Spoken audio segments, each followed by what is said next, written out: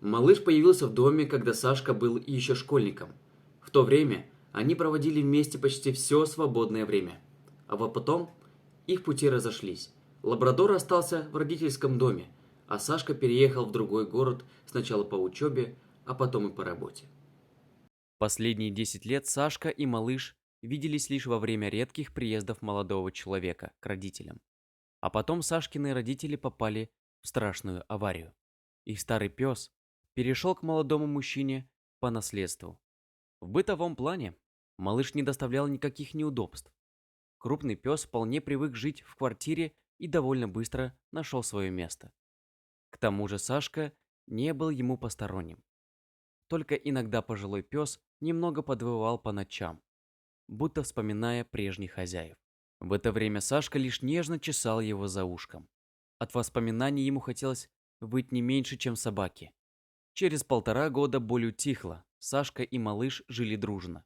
Пес привык к ласке, поэтому каждое утро и вечер хвостиком ходил за хозяином. Мол, ты и так на весь день уходишь, удели мне немного внимания. И Сашка никогда в этом не отказывал. Но только не в это утро. Сашка проснулся и сразу понял, что опаздывает на важную деловую встречу.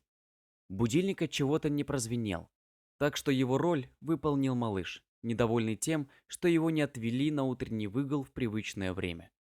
Сашка чуть ли не бегом вывел малыша на улицу, наскоро умылся и также направился к двери. Малыш по привычке пошел за ним, ткнулся носом в руку и нарвался на ругань. «Фу, не до тебя! Только мешаешься под ногами! Пошел отсюда!» – буркнул Сашка. И малыш покорно поплелся к своей лежанке, немного обиженно, глядя на хозяина. Встреча прошла замечательно, и начальник даже намекнул Сашке, что через пару месяцев его ждет повышение. Но при этом у молодого человека было тяжко на сердце. Вот я тут сижу, принимаю поздравления от коллег, а малыш дома один. Лежит теперь на своем коврике, свернувшись. А ведь он совсем старичок уже. Вот зачем я так с ним? Почесал бы 10 секунд. Больше ему и не надо. А теперь он на меня обиделся наверняка, думал Сашка. Сразу после работы он не пошел отмечать, как предлагали коллеги, а пулей помчался домой. И как только вставил ключ в замок, услышал торопливые шаги по направлению к двери.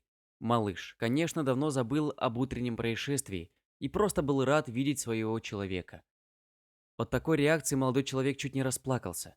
Вечером он приготовил праздничный ужин и себе, и питомцу, а потом долго гладил малыша по голове и был так же счастлив, как и его питомец. Вот такая удивительная история. Дорогие друзья, если вам понравился ролик, не забудьте поставить лайк, а также подписаться на наш канал, где найдете еще много интересного. И не забудьте нажать на колокольчик и оставить комментарий. До новых встреч!